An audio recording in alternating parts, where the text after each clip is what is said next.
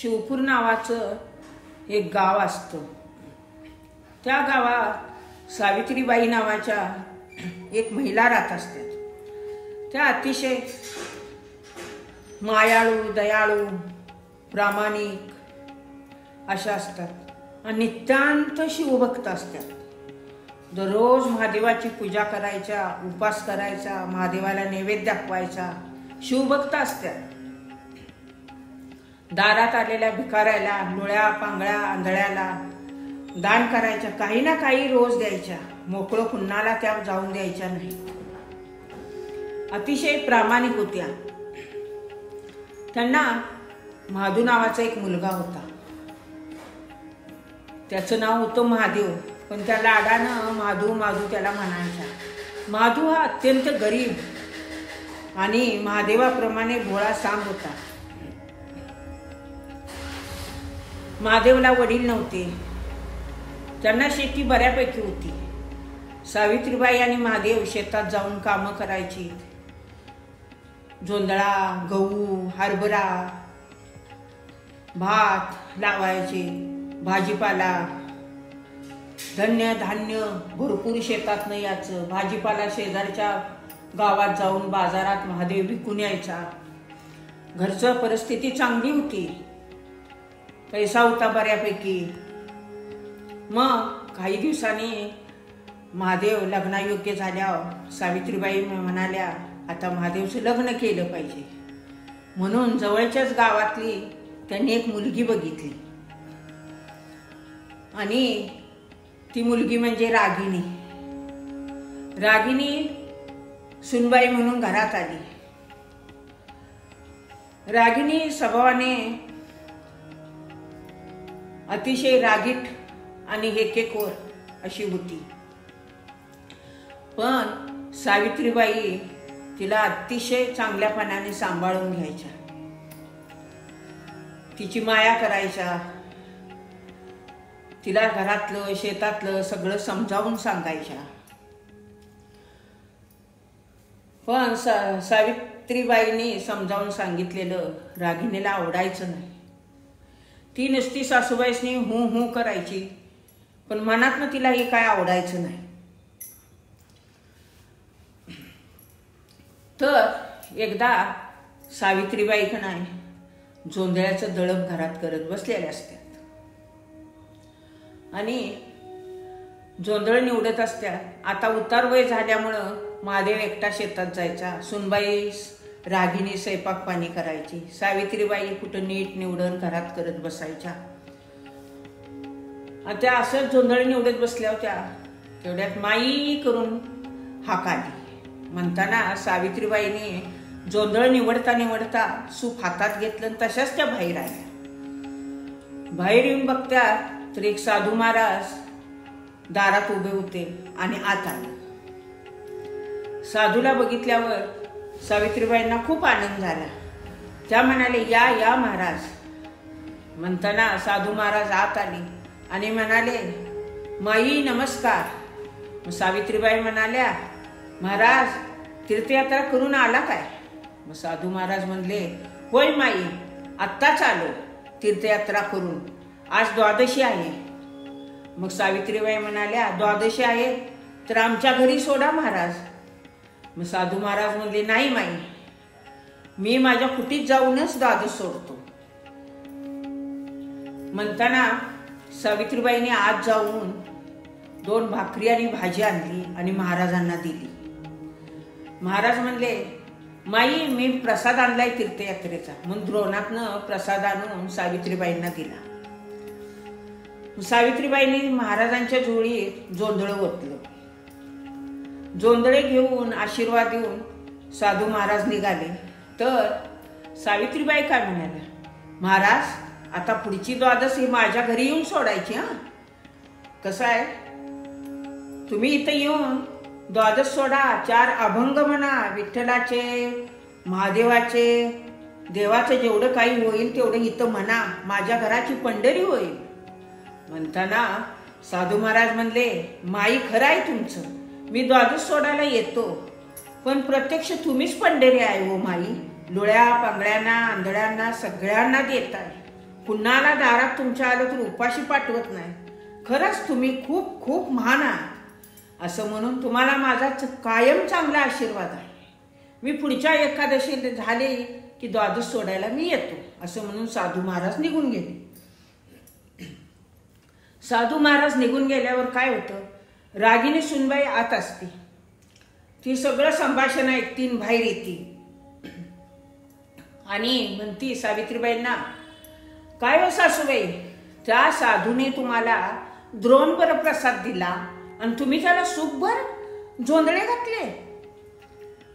आणि काय हो, असं साधू महाराज येतात आणि मुठभर प्रसाद देतात आणि सुखभर घेऊन जातात. तुम्हाला काय त्याचं पडलंय हो? माझा नवरा शेतात राबतोय, तुमचं काय जातंय?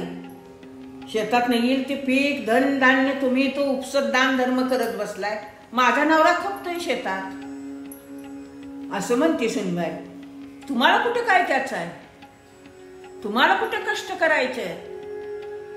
तरी पण अशी म्हणती रागिनी आत निघून जाते. पण सावित्रीबाईंना अजिबात राग येत नाही, त्या शांत असतात. त्या आत निघालेल्या रागिनीला थांबवत्यात, म्हणत्यात, अगं बाळा रागिनी, असं बोलायचं नसतं. अगं साधू महाराज आलेत आपल्या दारात, त्यांना काय नाही फुल ना फुलाची पाकळी द्यावी. कसं आहे, देव कधीही आपली परीक्षा घ्यायला कुठल्या ना कुठल्या रूपाने येतो. नाही जमलं तर सुखभर नाही मुठभर तर त्या दारात आल्याला डोळ्या पांगळ्या आंधळ्या भिकाऱ्याला द्यावं, चांगलं असतं. आणि मी दान धर्म करतेच देतेच, का तर तुझी आणि तुझी कुस उजवावी, माझ्या मुलाचं महादूचं आणि तुझं चांगलं व्हावं, ह्यासाठी मी करते. आणि असं काही तू बोलू नको बाई असं सावित्रीबाई रागिनीला म्हणतात आणि आत निघून जातात. मग दुसऱ्या दिवशी नित्याप्रमाणे सावित्रीबाई महादेवाची पूजा अर्चा करतात. तर काय होतं, 6-7 वर्षे झाली तरी लग्नाला 6-7 वर्षे होऊन जातात कालांतरानं. मग महाधूला आणि रागिण्याला मूल काय झालेलं नसतं. म्हणताना सावित्रीबाई रोज महादेवाला साकडं घालायच्या. देवा महादेवा, भोळ्या शंकरा, माझ्या महाधूच्या पोटी एखादं पुत्ररत्न किंवा कन्यारत्न दे महादेवा, त्यांना काहीतरी फळ दे. रागिनीची माझ्या सुनबाईची कुस बुजवू दे. तर ती जरी तोंडानं बडबडत असली तरी स्वभावाने चांगली मुलगी आहे, तिची कुस बुजवू दे, तिला संतान होऊ दे. अशा रोज महादेवाला साकडं घालायच्या सावित्रीबाई. नित्य नेमानं महादेवाला सांगायच्या आणि म्हणायच्या, माझ्या महाधूला मूल होऊ दे, माझ्या सुनबाईची कुस उजवू दे, मी नातवाचं तोंड बघू दे, म्हणजे मी माझं डोळं मोठायला मोकळी झाली. आणि माझ्या महाधूची कुस उजवली, मला नातू झाला की तुला तुझ्या मंदिरात मी 5 नारळाचं तोरण देईन, अशा सावित्रीबाई म्हणायच्या. महादेवाला रोज साकडं घालायच्या. एकदा रागिनीने ऐकलं आणि रागिनी गणपतीच्या मूर्तीपुढे येते बाहेर. असं महादेवाचं मंदिरासारखं देवळासारखं छोटंसं असतं दारात आणि त्याच्या शेजारीच गणपतीची मूर्ती असते. मूर्तीविषयी येऊन रागिनी काय म्हणते, तिला सासूचं अजिबात बरं वाटायचं नाही. तिला सासू नको असं असायला नको वाटायची सासू. म्हणून रागिनी काय म्हणली, गणपती पुढे म्हणती, देवा गणेशा, ही मला सासू नको आहे, हिला लवकर उचल, मला सासू बसणं त्रास होतोय.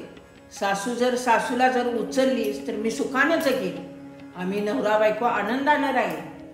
त्यासाठी तुला 5 नारळाचं तोरण देईन, पण या सासूला लवकर उचल, अशी रागिनी गणपती पुढे म्हणते. झालं, तिला सासूचा राग यायचा, पण सावित्रीबाई काही बोलायच्या नाही. त्या शांत असायच्या, प्रेमानं समजावून सगळं रागिनीला सांगायच्या. मग तरी रागिनीला काही पटायचं नाही, तिला सासू नको होती. झालं. मग एकदा काय होतं, रागिनी आपल्या खोलीत बसलेली असते. महादू शेतावरून येतो. रागिनी तोंड पाडून बसलेली असते. म्हणताना महादू येतो म्हणतो, का ग रागिनी, जेवायचं नाही का? अशी का बसलीस इथं? तोंड का पाडलेस? काय झालं तुला? म्हणताना रागिनी रागानं बोलती, विचारा तुमच्या आईलाच मी तोंड का पाडले. अगं काय झालं, बोल तरी. काय नाही म्हणते, सासूबाई सारखा माझ्या संग धुसफूस करतात, मला पटवून घेत नाही. भाजी खारड झाली, आमटी तिखट झाली, असं काय काय मला बडबडत्यात सारख्या. किती स्वयंपाक चांगला केला तरी त्यांच्या मनाला येत नाही. भांडी सगळी मला घासायला लावतात, धुणं धुयाला लावतात. आपण माझ्यावर भांडतात, मला अजिबात पटवून घेत नाहीत. आणि आपणच भांडण काढून आपणच उपाशी बसतात. म्हणताना महादू म्हणतो, रागिनी माझी आई तशी नाही ग, तशी आई माझी करणार नाही. हां, तुमची आई तशी करणार नाही. त्याच आईच्या पोटचा मुलगा तुम्हाला हे पटणार आहे का? अशी रागिनी म्हणते. अगं, आणि तुमची आई जेवलेली नाही, भांडण आपणच काढताना आपणच उपाशी बसत्या, रागिनी म्हणाली. म्हणताना महादू काय म्हणतो, अगं अशी कशी रागिनी तू? आईचा आज सोमवार आहे, ती महादेवाचा सोमवार करती आणि ती कशी जेवाय? असं म्हणून रागिनीची समजूत महादू काढतो आणि दोघं जेवत्यात. सावित्रीबाईंचा उपवास असतो सोमवार, त्या संध्याकाळी सोडायच्या. अतिशय महादेव भक्त होते त्या. झालं. परत 4 दिवसानं रागिनीच्या डोक्यात एक कल्पना येते.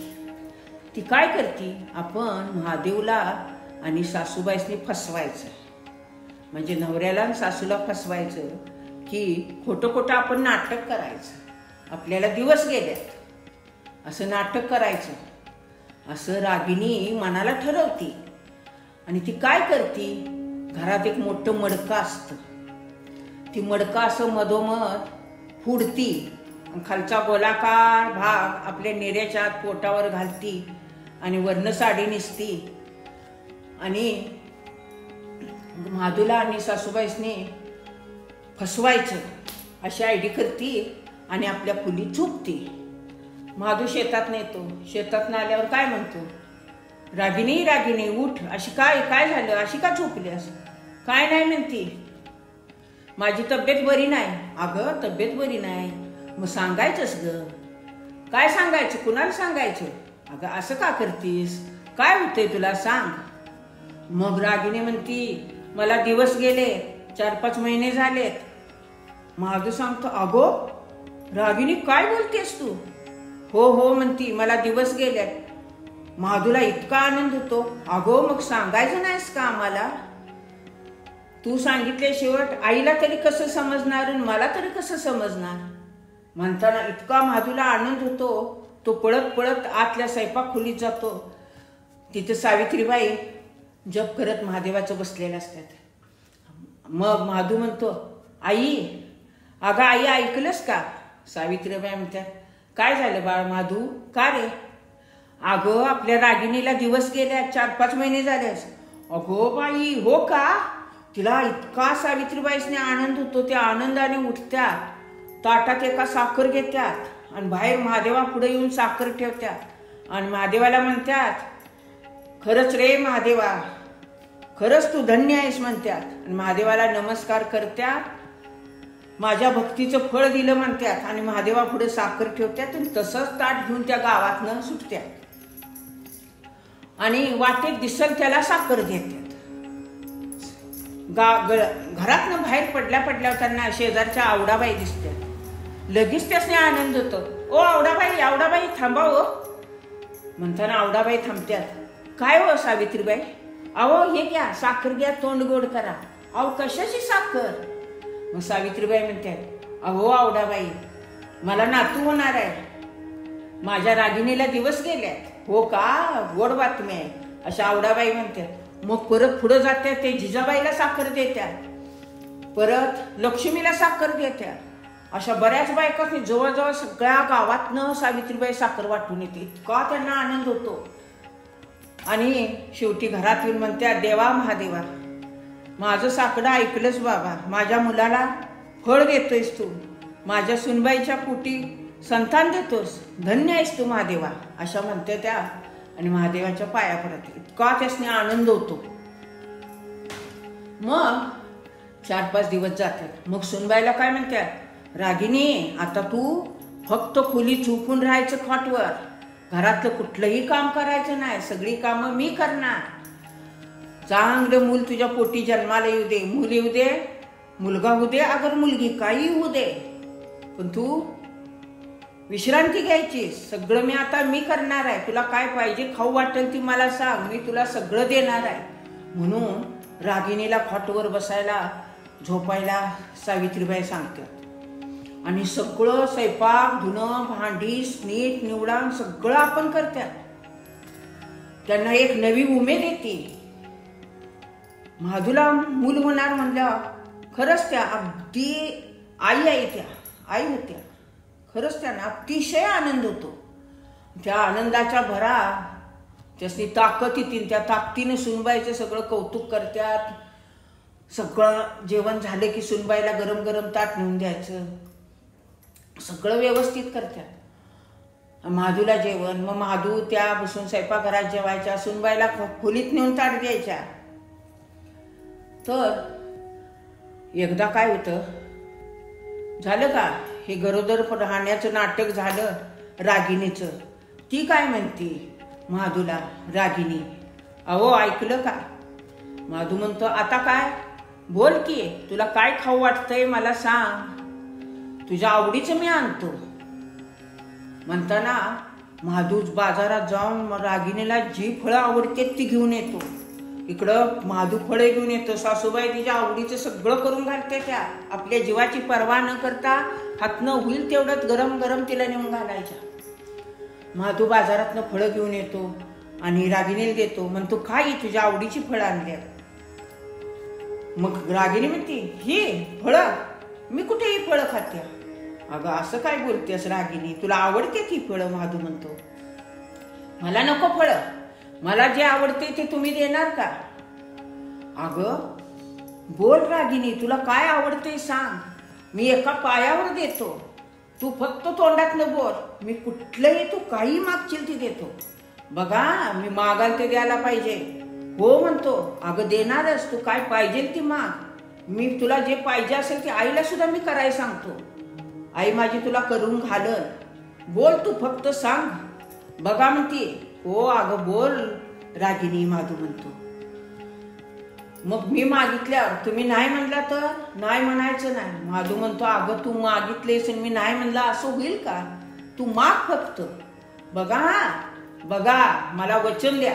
अगं रागिणी तू माग, ह्याला वचन कशाला पाहिजे. नाही नाही म्हणती, मी मागितल्यावर तुम्ही नाही दिलं तर मग पच्चीला. अगं रागिणी नाही मी पसत नाही म्हणते, वचन द्या. मग महादू म्हणतो घे वचन. महादूला काय वाटत नाही एवढं. मग रागिणी हात धरती महादूचा म्हणती मला असं डोळं लागल्या, तुमच्या आईचं काळीज खायचं आहे, ही डोळं लागल्या.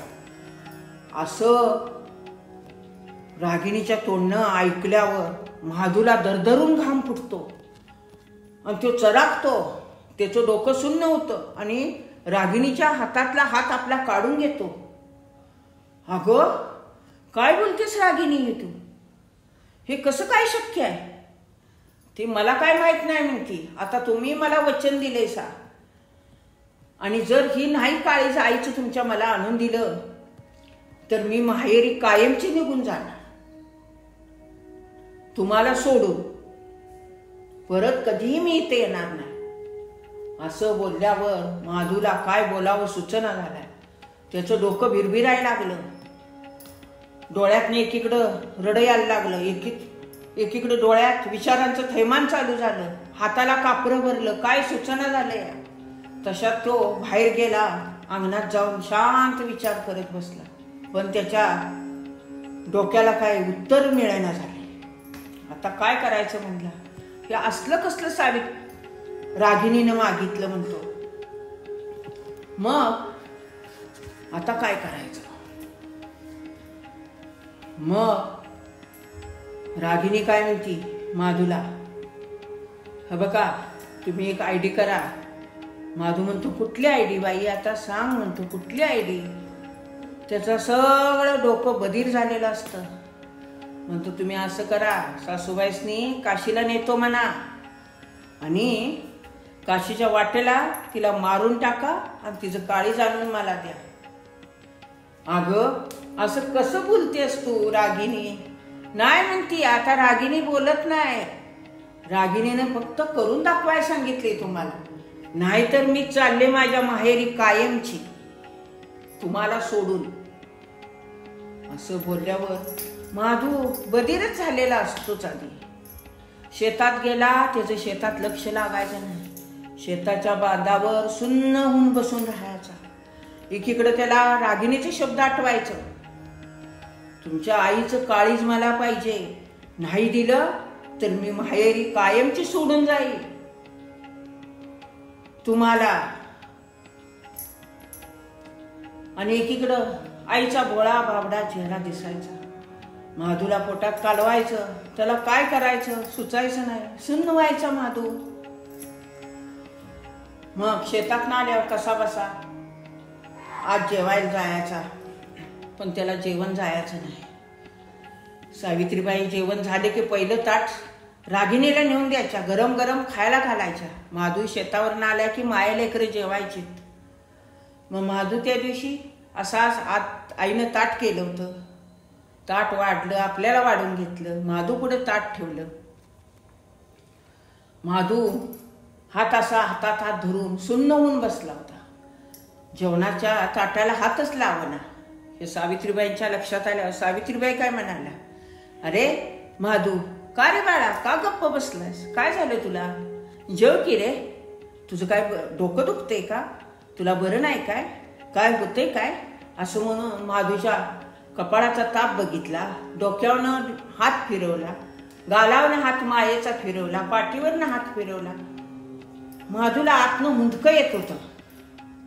त्याला काय बोलावं सुचना झाले. आता काय करायचं. सावित्रीबाई म्हणल्या, अरे बाळा तुला काय झालं सांग मला, तू गप्प का आहेस, तुला कसला विचार येतेत का मनात, कसला त्रास होतोय का, तुला कसली भीती वाटते का, सांग रे बाळा मला, माझं काळीज गडबडते बघ, तुझ्या काळजीनं माझं काळीज घायाळ होते, सांग रे माधू, सांग बाळा मला. सावित्रीबाईंच्या डोळ्यातनं अश्रू येतात. पण माधू काही न बोलता न जेवताच ताटावरनं उठून निघून जातो. त्याला बायकोचे शब्द आणि आईचा भोळा चेहरा सारखा समोर दिसत असतो.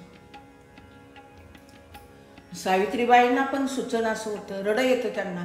त्या पण जेवत नाही. आपलं मूल जेवलं नाही, आई कशी जेवण. त्या पण ताट बाजूला ठेवत्यात आणि जाऊन झोपत्यात. मग दुसऱ्या दिवशी जेवाय ज्या वेळेला महादेव येतो त्यावेळेला, बाळा तुला बरं वाटतंय का, आज आता बिन जेवता राहायचं नाही, सांग तुला कसलं टेन्शन आहे मला सांग महादेवा. सुनबाईला ताट दिलेलं असतंय खोलीत नेऊन. माधू आणि आई जेवाय बसते. बाळा सांग तुला कसलं टेन्शन आहे. या आईचं काळीज धडधडतंय रे बाळा. आपल्या मुलाला जर टेन्शन असलं तर आईला किती काळजी उठती. सांग बाळा माधू, मला काळजी वाटते रे बाळा तुझी. म्हणताना माधू म्हणतो, आई मी ठरवले तुला काशीला न्यायचं. आई सावित्रीबाई म्हणते, अरे काय माधू, मला काशीला. होय आई, माझं कर्तव्य आहे ते मुलगा म्हणून. तुला काशीला नेऊन आणलं का नाही की मला पुण्य लागल ग. अरे पण माधू तू म्हणतोस बरोबर आहे, मला पटतंय, पण कसं आहे बाळा, आता माझं वय झालंय, मला काशीपर्यंत जायचं नाही निभायचं रे, प्रवास झेपणार नाही. ते काय नाही, तू घाबरू नकोस, मी आहे की तुझ्या बरोबर, तुला व्यवस्थित नेतो आणि व्यवस्थित आणतो, तू काही काळजी करू नकोस. मग आता सावित्रीबाई झेपत नाही तरी मुलाचं म्हणणं त्यासनी डावला येत नाही, का तर पोटचं मूल आहे. तो पोटचं मूल म्हणेल ती आईच्या काळजाला पूर्व दिशा असते. मुलाचा शब्द वळडत नाही आई. निभो अगर ना निभो, होय म्हणतीन महादूने सांगितल्याप्रमाणे ती काशीला जायची तयारी करते. इकडं काशीला जायच्या अगोदर रागिणी म्हणती महादूला, हे बघा, म्हातारीला घेऊन जावा.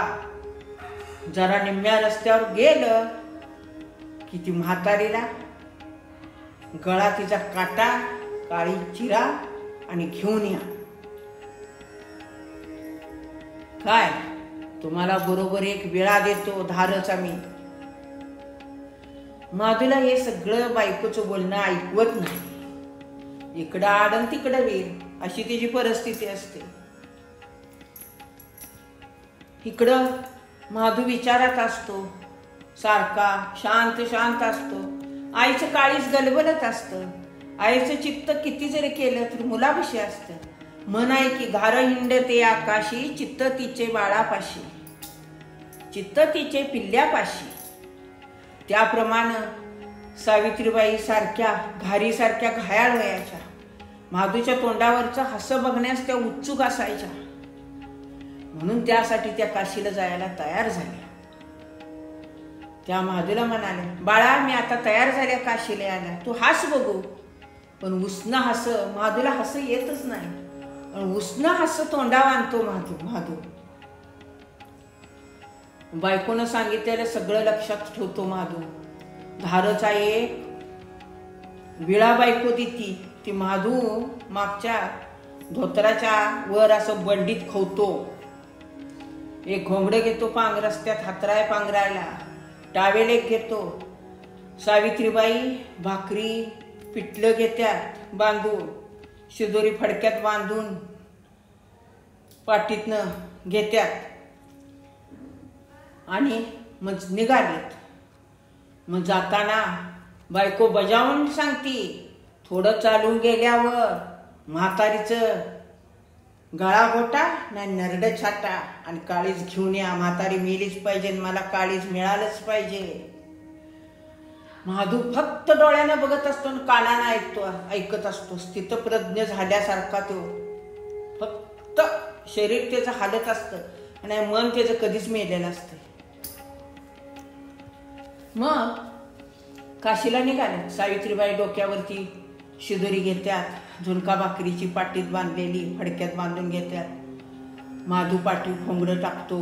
पाठीला विळा दडवून ठेवलेला असतो, आईला दिसून नये म्हणून पाठीत असा विळा घातलेला असतो. धोतरात आणि बंडीत असा खवलेला. घोंगडं एक पाठीवर. सुनबाई आणून काशीचं तांब्यात येतात पाणी, त्यातनं झालं. जाताना सावित्रीबाई महादेवाच्या पाया पडतात.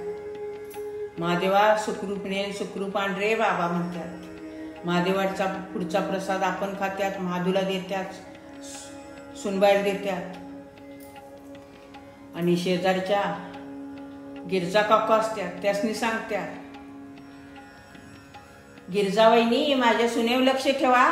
मी आणि महादू काशीला जाऊन येतो. मी येसपर्यंत सुनेकडे लक्ष असू द्या, माझ्या रागिणीकडं, तिला चांगली सांभाळा असं सांगून. मग गिरजा म्हणतात, होय सावित्रीबाई, तुम्ही सुनबाईची काही काळजी करू नका. मी आहे, आवडाबाई आहे, आपल्या गल्लीत बऱ्याच बायका आहेत, आम्ही घेतो काळजी. तुम्ही निवांत काशी विश्वेश्वराचं दर्शन करून या, इतकी काही काळजी करू नका.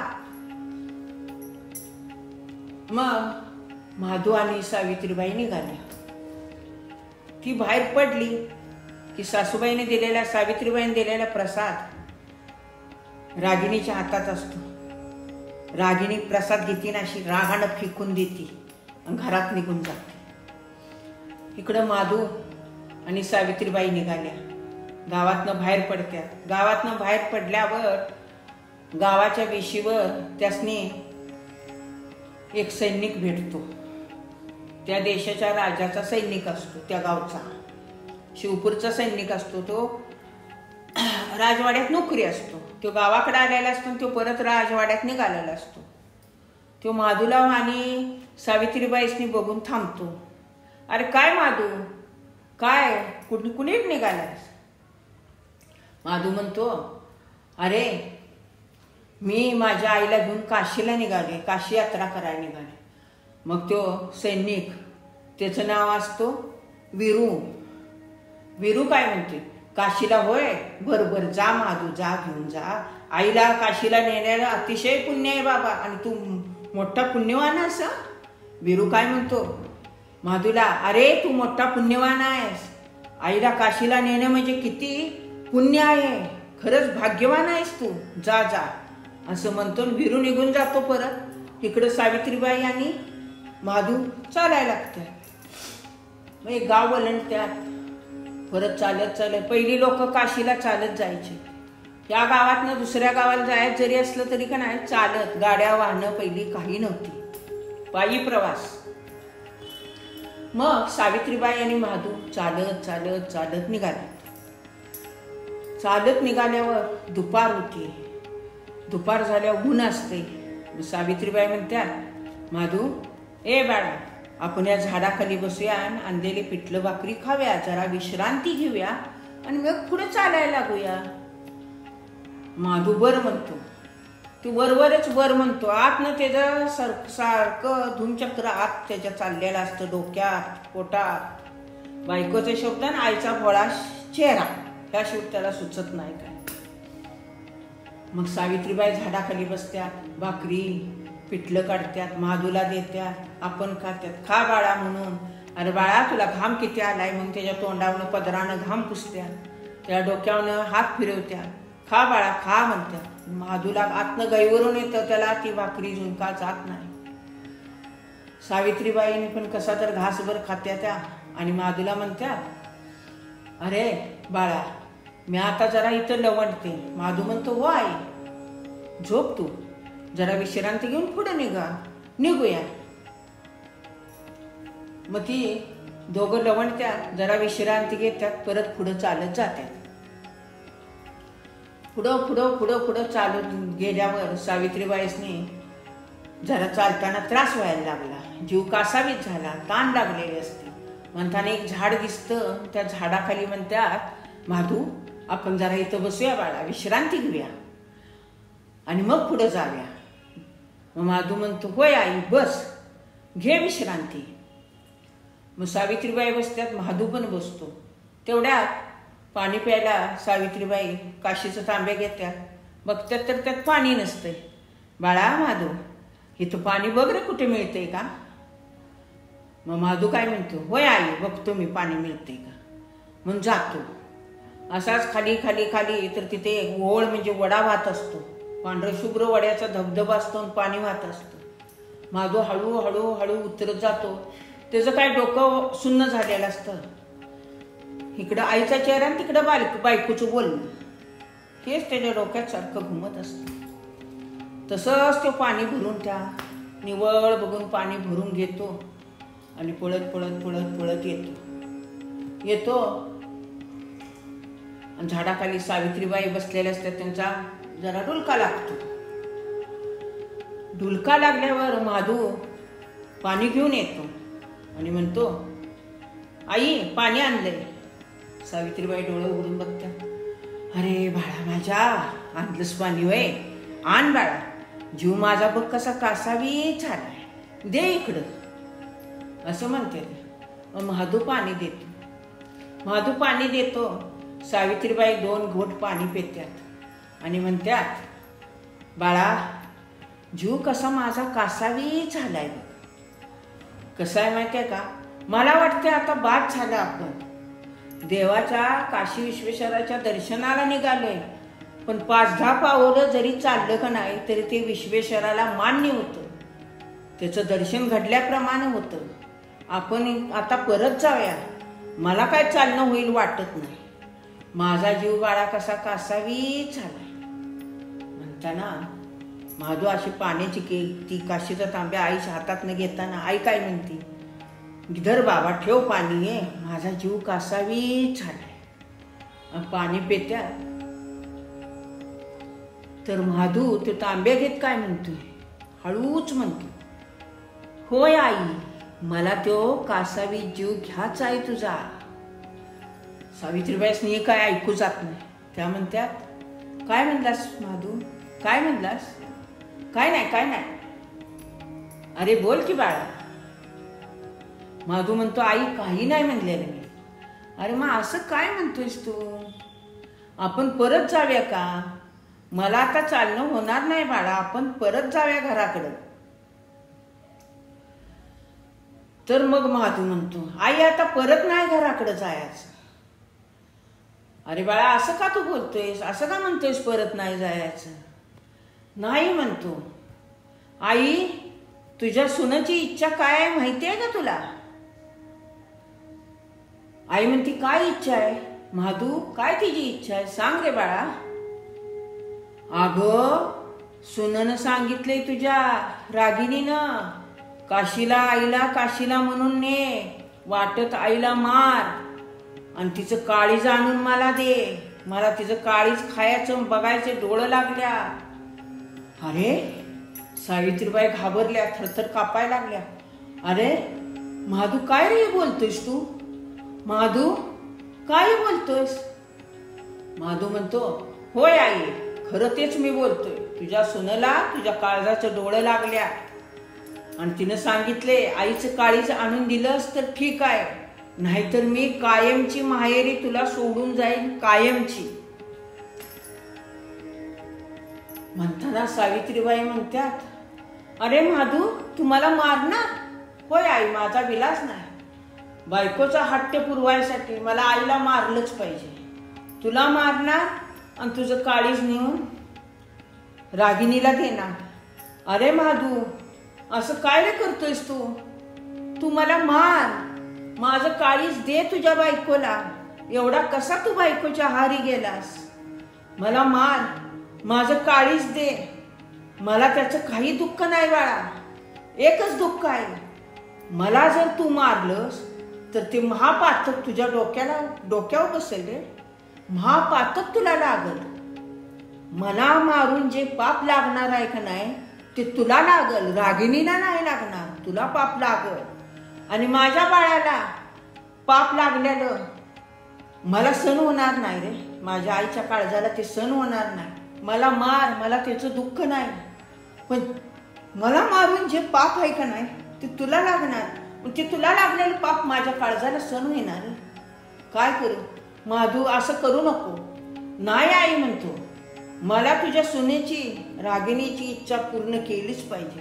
अरे माधू एवढा कसा तू बायकोच्या आहारी गेलास रे बाळा? सांग असं का करतोय? नाही आता आई मी आता थांबणार नाही, रागिणीने सांगितलेलं करणार असं म्हणतो. ती इळा घेतो, सावित्रीबाईंच्या छातीत खूप असतो. रक्ताची चिरकांडी उडती. सावित्रीबाईंचं चेहरा असा रक्ताने माखतो आणि जोरात किंकाळत्यात. तिथल्या तिथं सावित्रीबाईंचा जीव जातो. मग त्या विळ्यानं एखाद्या जमिनीतनं एखादं धान्य, कांदा बटाटा खाऊन कसा काढावा तसा माधू आईचं काळीज विळ्याने काढतो. काळीज काढतो आणि आईच्या पोटावर तोंडावर आपण आणलेलं घोंगडं पांघरतो. तशीच आईला झाडाखाली टाकतो आणि ती काळीज घेतो. खांद्या बांधलेला घरातनं टावेल असतो, त्या टावेलात काळीज बांधतो आणि पळत सुटतो रागिणीला काळीज द्यायला. घरी निघतो. माधू इतक्या वेगाने पळतो, त्याला फक्त ती काळीज आणि बायको दिसत असते. पळत पळत पळत पळत जातो. घर कधी गाठतोय असं त्याला होतं. जातो तो तर वाटे एका दगडाला थटतो आणि जमिनीवर पडतो आणि बेशुद्ध पडतो. आणि बेशुद्ध पडल्यावर त्यानं टावेला गुंढळून घेतलेलं त्या आईचं काळीज तिथं गवतात पडतो आणि माधू बेशुद्ध होऊन पडतो. त्याच्या डोक्यातनं रक्त येत असते. मग ती काळीज आईचं गवतात पडलेलं, त्यालाही मुलगा पडलेला, त्याच्या डोक्याला लागलेला, आईच्या काळजाला सहन होत नाही. काळीज असं चालत चालत चालत माधूपाशी येतं. आईचं काळीज आणि शरीररूपी आत्मा सावित्रीबाईंचा तिथं येतो आणि त्या पदरा माधूला असं मांडीव घेतात आणि पदरानं त्याच्या डोक्यावरनं आलेलं रक्त पुसत्या. बाळा, महादेवा, तुला ठेच लागली रे, डोक्याला जखम झाली. त्या आईच्या काळजाला सण होईना. माझं बाळ पडलं काय? माझ्या बाळाला लागलं, रक्त यायला लागलंय बाळा, काय करू रे? म्हणून मांडीव घेत्यात आणि त्याचं रक्त सगळं पुसून काढत्यात. बाळा माधू, संसार हा अतिशय अवघड आहे रे. खूप खड्डे आहेत त्या संसारात. खास खळगे भरले ती संसारात. त्या खास खळग भरून पहिल तरी या नौकेतनं पलीकडे जायचं असतं, सागर पार करायचा असतो. त्यात आडी अडचणी येतात. त्या आडी अडचणीला असं घाबरायच नसतंय. माधू, माधू, तू उठ, तुझ्या बायकोची इच्छा पूर्ण कर. संसार बाळा लय अवघड आहे.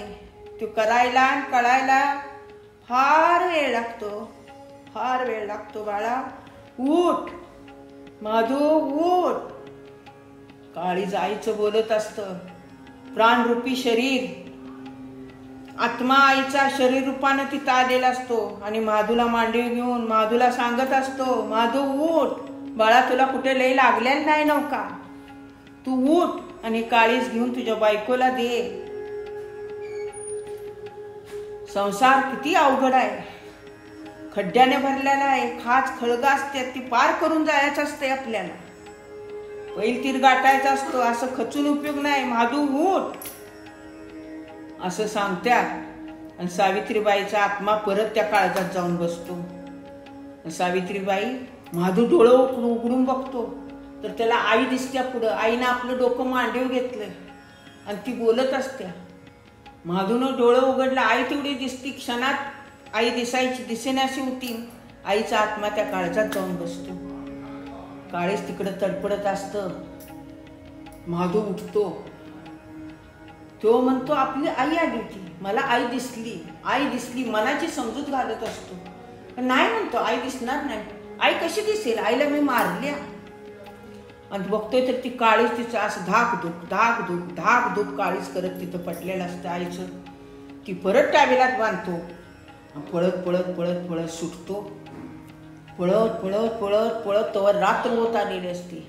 माधू येतो, पळत पळत पळत येतो. घराची कडी वाजवतो. बायको आत असत्या. अगं रागिनी, दार उघड, रागिनी दार उघड. रागिनी आत काजू बदाम खात बसलेले असते. तिला वाटलं माधू आला म्हणजे आईचं काळीज घेऊन आला. ती दार उघडती. दार उघडती, बघत्या तर माधूच्या हातात काळीज असतं, टावेलात बांधलेलं.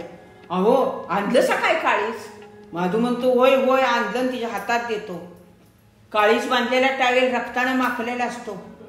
ती पटदिशी दाराची कडी घालती, काळीज बघती आणि माधूला म्हणती, जावा आता, आज जाऊन झोपा जावा, अजिबात बाहेर यायचं नाही. माधू घाबरतो. माधू म्हणतो, अगं मी आईला रानात मारून टाकल्या, कुणी बघितलं तर मला पकडा येतील. रागिनी म्हणते, तुम्ही काही काळजी करू नका, मी आहे की, मी बघते कोण येईल त्याला, अशी म्हणती. आणि ती आईचं काळीज असतं ती अशी जमिनीवर टाकती आणि पायाने तुडवती. म्हातारे मेलीस काय, मेलीस काय म्हणून असं पायाने चुरगाळती काळीज. आणि शेवटी ती काळीज घेती एका बुटीखाली झाकून ठेवती आणि काजू बदाम राबडी खात बसती. तिला आनंद होतो, आता म्हातारीची पिढा गेली, आता आपल्याला कोण नाही बडबडायला बोलायला. पण मग सावित्रीबाई तसं म्हणलं तर त्या दयाळू मायळ असतात, त्या कधीच रागिणीला बडबडलेल्या नसतात. मग ती हेकेखोर असती, चढीला असती, एकाच दोन करून नवऱ्याला सांगत असती. सावित्रीबाईंनी कधी तिला त्रास दिलेला नव्हता, उलट त्या मायाच करत होत्या. पण निष्कारण माधूचं डोकं भरवायची, खोटं नाटं सासूबद्दल सांगायची सगळं माधूला.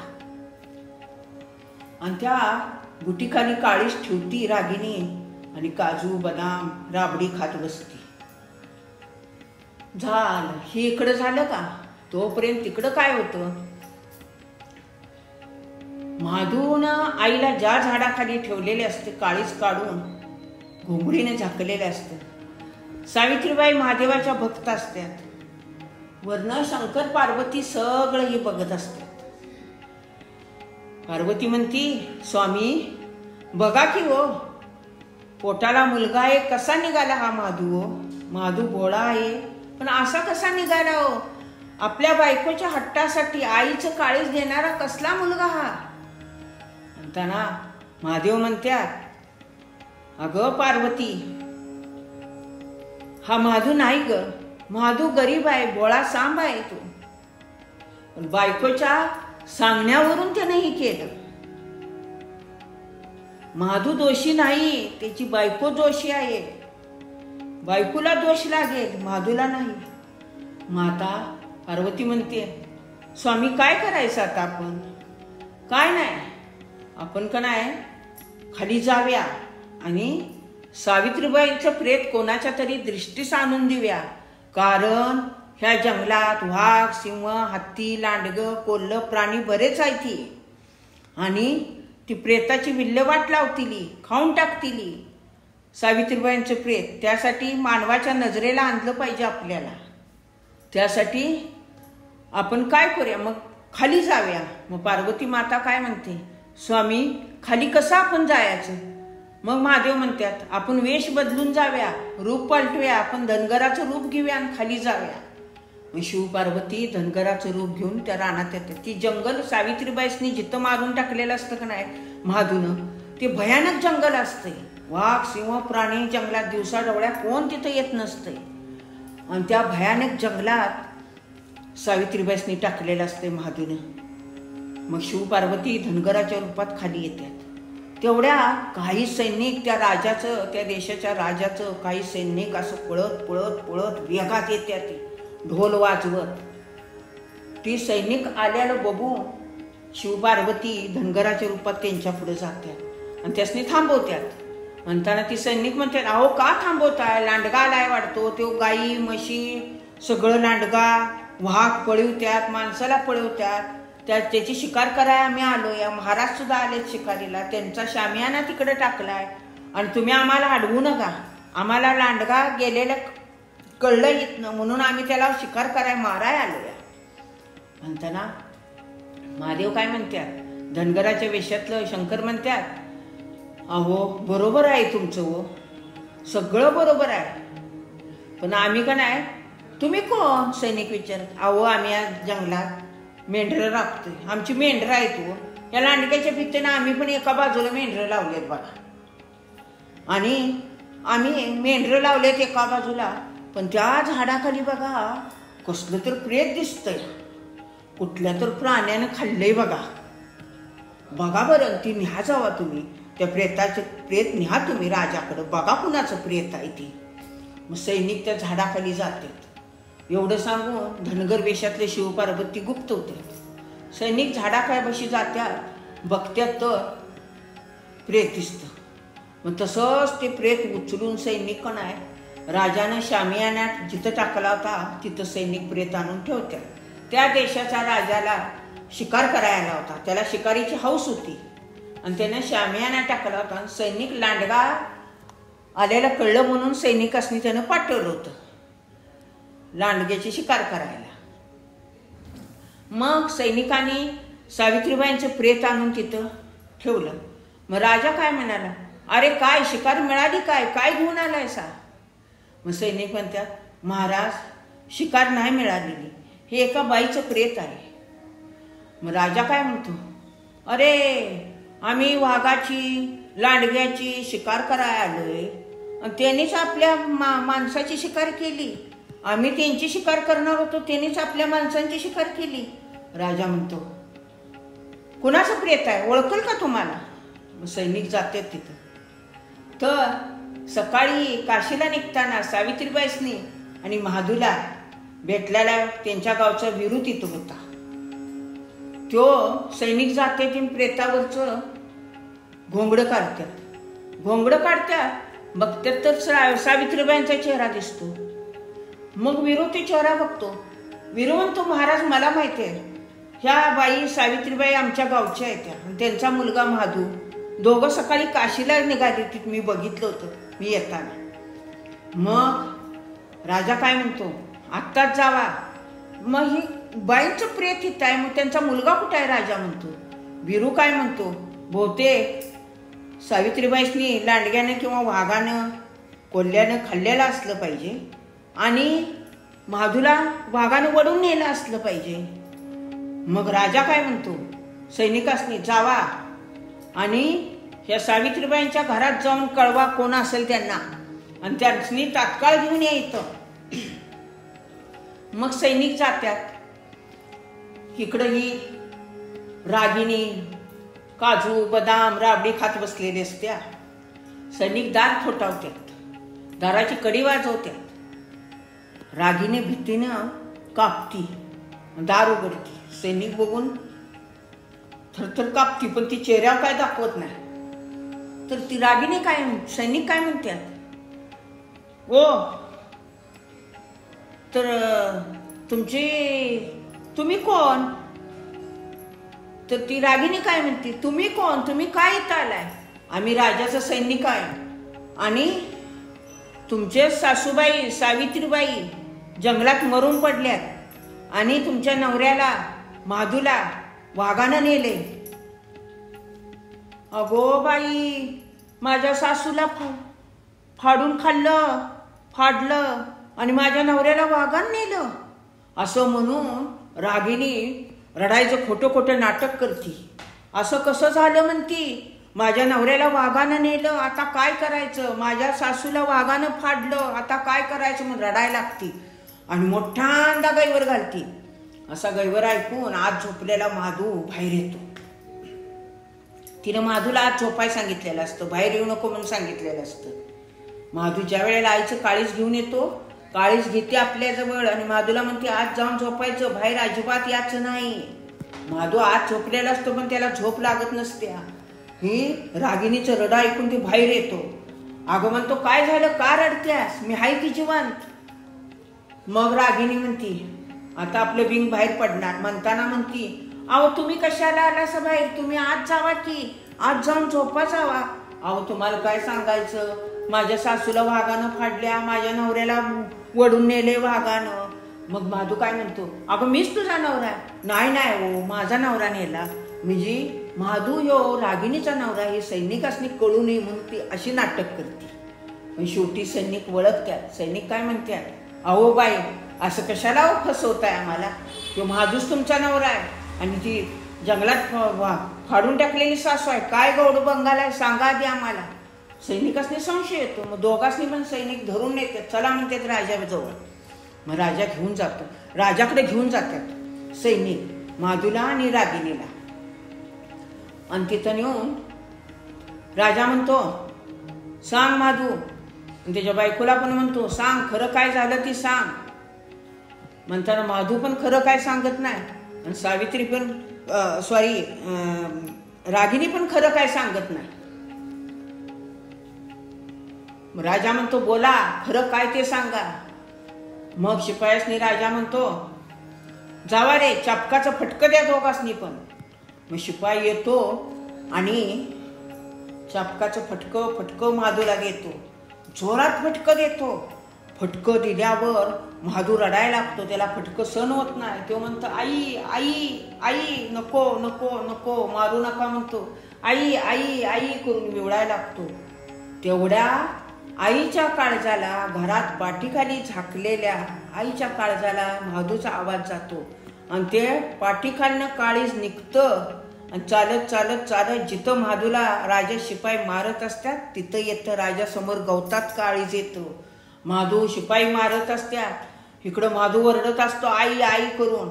तेवढ्यात काळीज आईचं तिथं येतं, बोलतं, महाराज महाराज माफ करावं, माफ करा, माझ्या मुलाला मारू नका, माझा मुलगा निर्दोष आहे व त्याची काही चूक नाही, माझ्या मुलाला मारू नका. राजा ती सगळी आश्चर्यचकित होऊन बघतात, आवाज कुठनं येतोय. राजा असं सगळीकडे बघतो, सैनिक सगळीच बघतात कुठनं आवाज यायला लागलाय. शेवटी राजाचं लक्ष खाली जातं.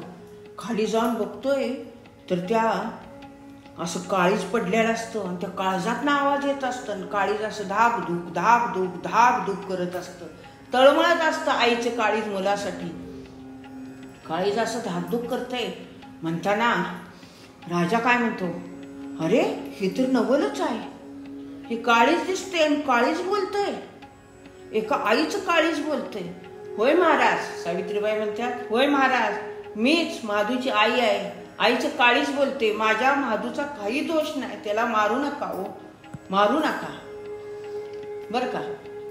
तसं म्हणल्यावर राजा म्हणतो, शिपायासनी सोडा, आता खरं काय झालं. त्याच्या बायकोला म्हणतात, रागिणीला खरं काय झालं तू सांग. पण रागिणी काय केल्यानं खरं सांगणं. शेवटी राजा म्हणतो, तिला चापकाचं चांगलं सटकं द्या. मग ती शिपाई चापकानं फोडते तिला, तरी ती खरं बोलना आणि असं चापकाचं फटकं द्यायला लागल्या. महाराज म्हणती, सांगतो सांगतो मी, सांग म्हणत्यात. मग रागिणी म्हणती, अहो तसं पाहिलं तर मला काही माहीत नाही हो महाराज, मला दिवस गेले, 4-5 महिने झालेत मला, मी घराच्या बाहेर नाही हो, मी घरातच आहे. म्हणताना राजा म्हणतो, मग खरं काय झालं ती सांग. म्हणताना ती काय म्हणती, महाराज मला खरंच काय माहिती नाही हो, मी घरात होतो. आता तू राजा काय शिपाई म्हणतो, आता हिला जोरात फटकं द्या, ते शेवटी खरं बोलल्याशिवाय राहणार नाही. शिपाई जोरात फटकं देत्या. ती रागिणीनं पोटाला जी मडकं बांधलेलं असतं आतनं, मडक्याचा अर्धा भाग ती शिपायाच्या फटक्यानं पडतो खाली, मडक्याचा अर्धा भाग पण फुटतो. ती माधू बघतो, राजा बघतो, सगळी बघत्यात. अरे अरे सगळी मनात म्हणतात, या बाईनं गरोदरपणाचं नाटक केलं, पोटात मडकं लपवलंय आणि गरोदर आहे म्हणून सांगत सुटल्या सगळ्यासनी. माधू पण बघतो, त्याला बायकोचा अतिशय राग येतो. मनाला म्हणतो, आपल्या बायकोनं असलं नाटक केलं ना, आपल्या आईचा जीव घेतला, आईचा आपल्या काळीच काढलं. अरे अरे अरे त्याला पश्चाताप होतो, अतिशय पश्चाताप झाल्यावर मग रागिणी खरं बोलती. होय म्हणती, मी गरोदरपणाचं नाटक केलं आणि माझ्या नवऱ्याला म्हणजे महादेवाला सांगितलं, तुझ्या आईला मारून मला आईचं काळीच खायला दे, आणि आईचं काळीच काढून आणायला लावलं. मीच हे सगळं केलं होतं, माधूची काय चूक नाही, माझीच चूक आहे. म्हणताना राजा म्हणतो, ही बाई आपल्या राज्यात नको, देशात नको, कुठेही बाई जगात नको, हिला सगळ्या लोकांसमोर जिवंत जाळून टाका. असली पिढा आपल्या ह्या मानव जातीत नको आहे. पाताळ यंत्री बाई आहे, हिला मारून टाका, जीवन जाळून टाका. राजाची शिपाई घेऊन तिला जात्यात. माधूला पश्चाताप होतो, माधू रडायला लागतो. आई, बायकोच्या खोटेपणा पुढं मी फसलो आई, काय करू मी, मला पश्चाताप झालाय. ही वर्ण शंकर पार्वती बघत असतात. मग पार्वती म्हणती, स्वामी आता माधूला पश्चाताप झालाय, करा काहीतरी, त्याची आई त्याला मिळवून द्या. महादेव म्हणतात, अगं पार्वती बरोबर आहे तुझं. सावित्रीबाई अतिशय नितांत शिवभक्त होत्या, दयाळू मायाळू होत्या. दारात आलेल्या भिकाऱ्याला, लुळ्या पांगळ्याला त्यांनी कधी काही कमी केलं नाही. दान धर्म करत होत्या, त्यात त्यांची पुण्य उभा राहिली. त्या खूप पुण्यवान होत्या आणि त्यांच्या पोटी हा भोळा साम जन्माला आला होता.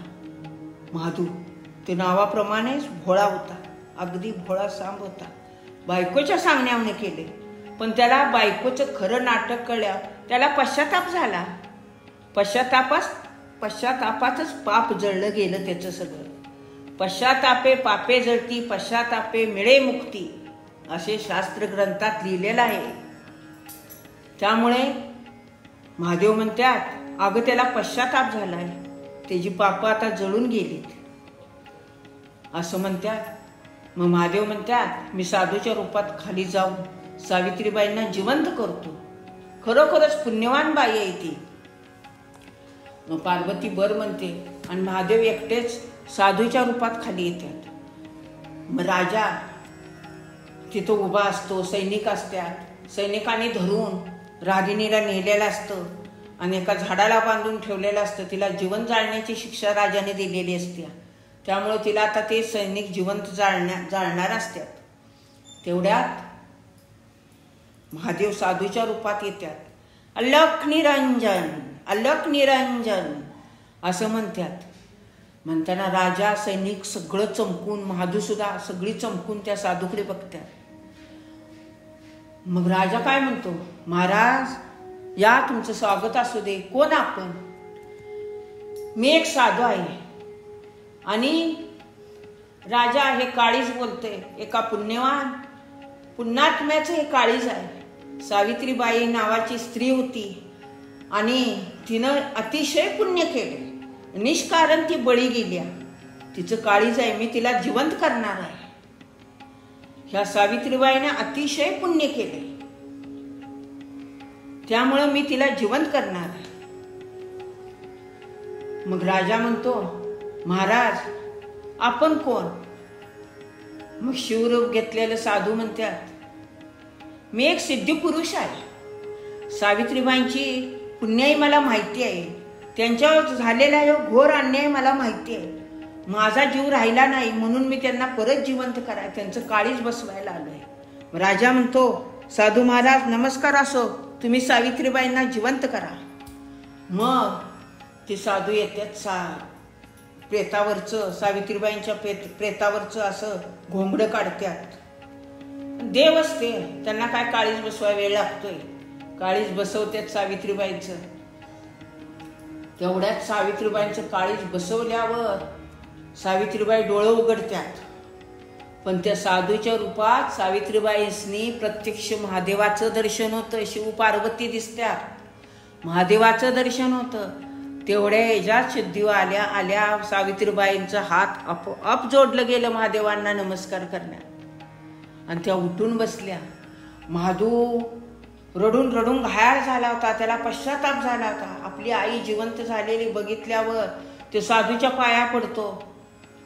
आणि तेवढ्याच महादेव गुप्त होत्या आणि आई आई करतो. मग सावित्रीबाई उठत्यात, माया लेकरं भेटतात, त्यासने अतिशय आनंद होतो. आईला म्हणतो, आई मी लय मोठं पाप केलं, लय मोठी चूक केली, लय केली ग, कधी न भरून येणारी चूक केली. आई रडती, अतिशय महादू रडतो. मग सावित्रीबाई म्हणतात, अरे बाळा तू काही चूक केलेली नाही. तू स्वतः काही केलेस का? तुझ्या बायकोने तुझ्याकडून करून घेतले, त्यामुळं तुझी चूक नाही, तुझ्या माती पाप नाही असं म्हणू नको बाळा. आणि जरी बायकोने जरी तुझ्या चूक केली का नाही तर तुझं आयुष्य कसं जाणार बाळा? कुठं आहे बायको तुझी? म्हणताना माधू म्हणतो, राजाने तिला जीवन जाळण्याची शिक्षा दिली. मग सावित्रीबाई म्हणतात, महाराज माझ्या सुनेला अशी जीवन जाळण्याची शिक्षा देऊ नका. किती झालं तर ती माझ्या मुलाची बायको आहे, माझी सून आहे. ती कशी असली तरी ती माझी सून आहे. मी तिला माफ करतो. माझं महादूचं पुढचं आयुष्य गेलं पाहिजे, तिच्याशिवाय कसं जायला आयुष्य? म्हणताना राजा म्हणतो, सावित्रीबाई तुम्ही काय काळजी करू नका, तुम्ही अजिबात काळजी करू नका. कसं आहे, माझी मुलगी मी तुमच्या माधूला देतो. का तर अशी पुण्यवान सासू माझ्या मुलगीला मिळाली तर माझ्या मुलीचं भाग्य किती, आणि त्याच्यापेक्षा माझं भाग्य किती, माझ्या राणीचं भाग्य किती. अशी सासू मिळायला अतिशय पुण्य केलं पाहिजे. त्यामुळे तुम्ही काही काळजी करू नका. माझी मुलगी माधूला देतो आणि अर्ध राज्य देतो असं म्हणून राजाने स्वतः सावित्रीबाईंना हात जोडलं. मग सावित्रीबाई बर म्हणाल्या. मग राजाने आपल्या मुलीचे लग्न महादेव बरोबर करून दिले. मग महादेवला पुढं सुंदर एक मुलगा मुलगी झाली. आवडला असेल तर आपल्या आजच्या गोष्टी चॅनलला लाईक करा, शेअर करा, सबस्क्राईब करा. महादेवाची भक्ती त्यांची फळाला आली, भक्ती वाया गेली नाही. अशी आहे आईची माया, आईचं काळीज. अहो कसं आहे माहितीये का, समुद्राची शाई, हिमालय पर्वताची लेखणी आणि आकाशाचा कागद जरी केला का नाही तरी आईची माया लिहिता येत नाही. आईच्या मायेला तोड नाही, त्या मायेची तुलना कशाशीही होत नाही. असं आहे तडपडणारं आपल्या मुलासाठी आईचं काळीज.